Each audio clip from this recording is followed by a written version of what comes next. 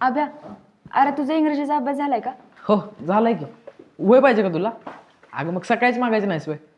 अरे कामात वेळ नाही मिळाला. आत्ता दे की, शाळा बरसवर लिहिते पडदेशी. बर.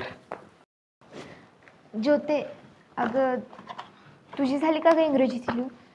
मला दे ना वही. अगं मीच कुणाची तरी भेटत्या का बघत्या. लगा अभ्या, मी सकाळपासून वय पूर्ण केली असती तर मी माझ्या ज्योतीला दिली असते. इक्या, तुझी झाल्या ना वय, दे की. अरे सगळे आल्यालाच फावड्यात घेतल्या, ते गलीत बसले. म्हणजे मी एकटंच राहिली वय. रेशमे, केवढ्यावर वाटून घे की वय. हो चालतंय की, माझं काहीच म्हणणं नाही. अगं पण मला नाही जमणार. तुझं झालं की दे.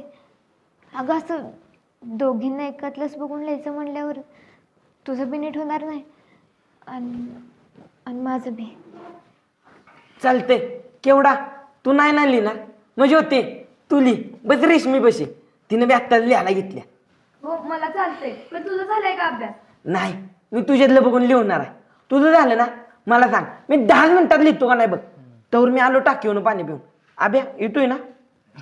चल येतो. चल.